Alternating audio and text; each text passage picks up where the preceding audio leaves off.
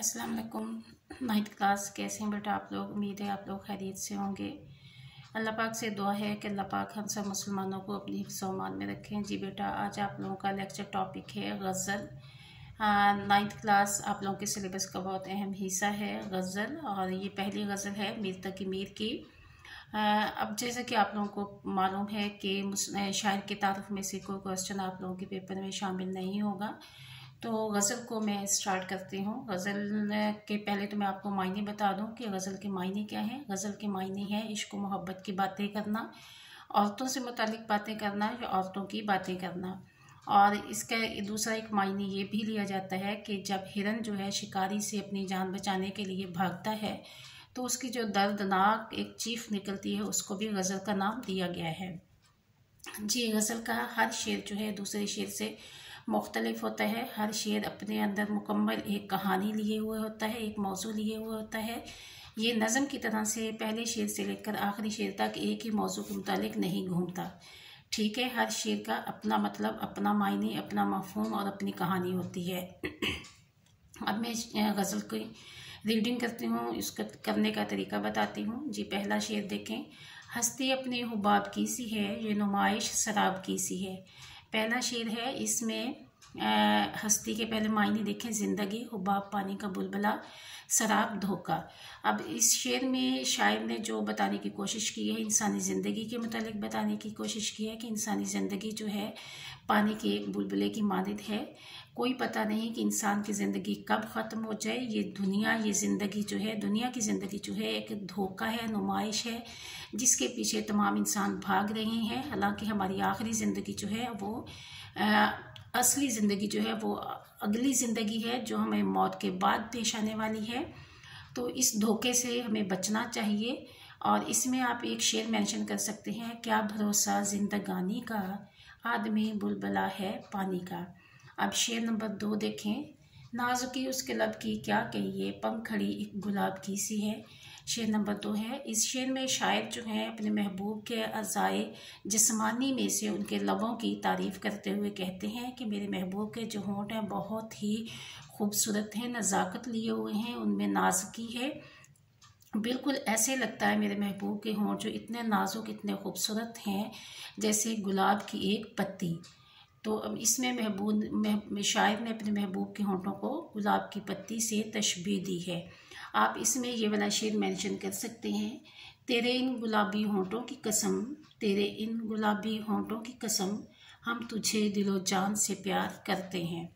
अब शेर नंबर 3 देखें। चश्मे दिल खोल उस भी आलम पर, यहाँ की औकात ख्वाब की सी है। अब ये शेर जो है इसमें भी शायर जो हैं इसमें ये बताने की कोशिश करते हैं कि ये दुनिया जो है एक फ़ानी दुनिया है, इसकी हकीकत, इसकी औकात कुछ नहीं है। असल ज़िंदगी जो है वो आखिरत की ज़िंदगी है। उस दुनिया के लिए अपनी आँखों को खोलो, अपने दिल को खोलो, उस दुनिया के लिए सोचो जहाँ पे हमने हमेशा रहना है। इस ज़िंदगी की तो कोई औकात नहीं है, एक ख्वाब की मानिद है। इंसान ख्वाब से उठता है तो ख़त्म हो जाता है सब कुछ, इसी तरह से ये दुनिया एक ख्वाब है। अब इसमें शेर आप लोग एक बंद है जो मेंशन कर सकते हैं। जो कुछ थैली में डालोगे तुम, वही तो थैली से निकालोगे तुम। ये एक बंद है, इसके ये 2 मिसरे हैं। या फिर इसमें आप ये भी डाल सकते हैं, ये ज़िंदगी जिस पे नाज है इतना, ये ज़िंदगी जिस पे नाज है इतना, कहानी एक पल की है। आप इस शेर में इस शेर को भी मेंशन कर सकते हैं। और उसके बाद आप लोग देखें शेर नंबर 4। जी स्टूडेंट्स, अब आप लोग शेर नंबर 4 को देखें। बार बार उसके दर पे जाता हूँ, हालत अब इस्तराब की सी है। अब इसमें देखें कि दर का मायने है दरवाज़ा, हालत कैफियत, इस्तराब बेचैनी।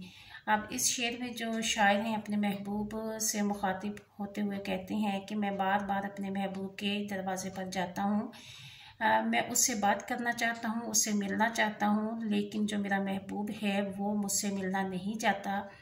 जिसकी वजह से मैं वापस आ जाता हूँ और मेरी अब हालत जो है उसमें बहुत ज़्यादा बेचैनी पाई जा रही है। मेरी कैफियत, मेरी हालत बहुत ख़राब हो गई है, क्योंकि महबूब के दरवाज़े पर बार बार जाना, बार बार वापस आना, लेकिन उससे मुलाकात ना होना मेरे लिए परेशानी का बायस बन रहा है। अब इसमें शेर आप लोग मेंशन कर सकते हैं, तू अगर हम कलाम हो जाए, तू अगर हम कलाम हो जाए, हम फ़कीरों का काम हो जाए। अब उसके बाद है शेर नंबर 5। मैं जो बोला कहा कि ये आवाज़, मैं जो बोला कहा कि ये आवाज़ उसी खाने ख़राब की सी है। अब इसमें शायर जो है ये बताना चाह रहे हैं कि जब मैं अपने महबूब के दरवाज़े पर जाता हूँ तो मेरे महबूब ने, मैंने दरवाज़ा पर महबूब को आवाज़ दी तो महबूब ने मेरी आवाज़ को पहचान लिया, लेकिन पहचान कर ये कहा कि लगता तो ये है कि ये आवाज़ मेरे शायर की है, यानी कि मेरे महबूब की है, लेकिन शायर वो अपने महबूब से मिलना नहीं चाहता, इसलिए वो उनकी आवाज़ को, अपने महबूब की आवाज़ को पहचान कर भी ये जाहिर करना चाह रहा है कि उसने शायर की आवाज़ को नहीं पहचाना। और इसमें यहाँ पे शायर जो हैं बहुत परेशान होते हैं। वो अपनी दिली कैफियत का इजहार करते हुए कहते हैं कि मेरा महबूब बहुत बदल गया है, मेरी आवाज़ को पहचान कर भी वो ये जाहिर कर रहा है कि उसने मेरी आवाज़ को नहीं पहचाना।